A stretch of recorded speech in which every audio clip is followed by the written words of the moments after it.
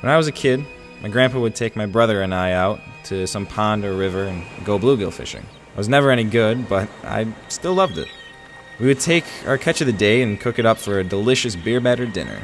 He promised us that when we were older, he'd take us out trout fishing and bass fishing and big river fishing. He passed away when I was 12. Now I am old enough to go big river fishing, but I can't. The fishermen tell me that the fish are sick, they're infected, and they're contaminated by the river. The mercury levels are too high, and the chemicals are polluting their habitat.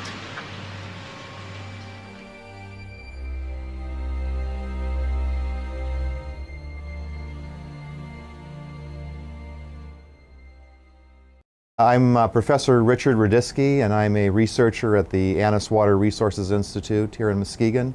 And I'm also a professor in the biology and the chemistry departments. Well, the biggest issue that we're studying right now is mercury contamination. And mercury originates from the burning of fossil fuels, and it's emitted by coal plants. We have one very large one here in Muskegon. There's another one down south in Port Sheldon. There's also a number of coal plants going around the Great Lakes.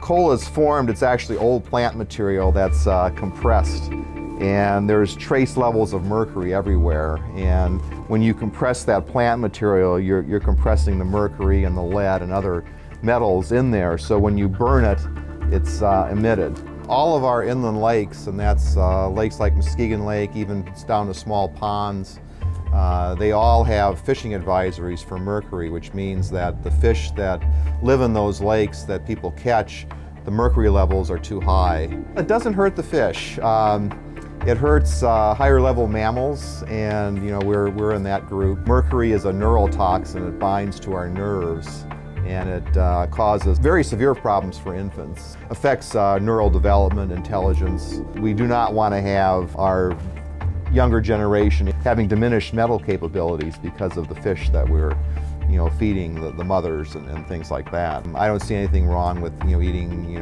1 or 2 meals of lake perch or something like that, but I don't think eating a lot of Great Lakes fish is a good idea as long as we have the contamination that we do.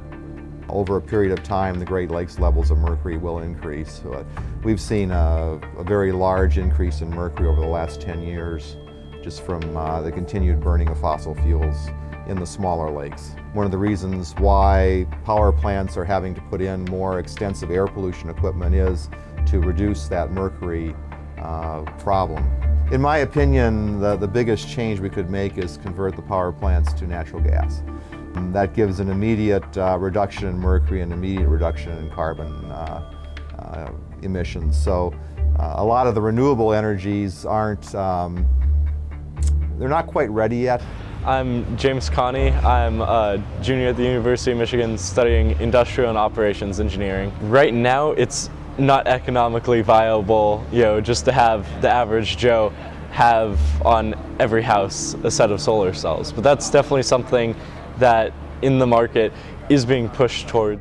I ultimately think that we have to get to a point where our houses are producing the energy and that we don't need a big grid of power coming in, that we take it on our own responsibility to have solar panels or wind at the house level, because that's clearly the best in my opinion. If we continue to grow our development in natural gas and compressed natural gas,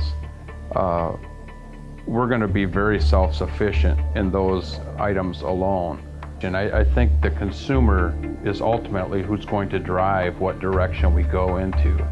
As a nation, we need to continue to look for alternative ways to actually fuel our economy, to drive the other businesses that we need to survive. I think we need to continue to look to be better stewards of our environment.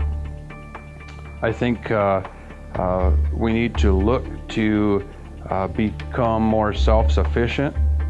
We are always constrained by limited resources and unlimited demands. So as we consume more crude oil, there's less of it, the supply will decrease, the demand will remain constant, and the price will increase. With solar energy, there are a lot of implications of what we do and lessons that can be learned, and to be making those innovations. We're seeing a lot of people wanting green products, So it is really important to realize that what we're doing now we really can't continue to do, and that if we want to be able to continue to enjoy our environment and what's surrounded us and what we've been given, then we need to be a little more sustainable. Our team's dealing with virtually the only unlimited resource that there is. You can't just go on taking resources. When you look at sustainability, you have to be green. We do continue to burn carbon and create greenhouse gases in our atmosphere. It's going to have an adverse effect on our environment. The world's always growing. No one's going to voluntarily compromise their quality of life. The consumer is ultimately who's going to drive what direction we go into. At the rate we're going, in the near future, the big lakes will be as polluted as the rivers. I want to make people aware of this problem so we can do something about it now. Because I want to take my grandkids fishing.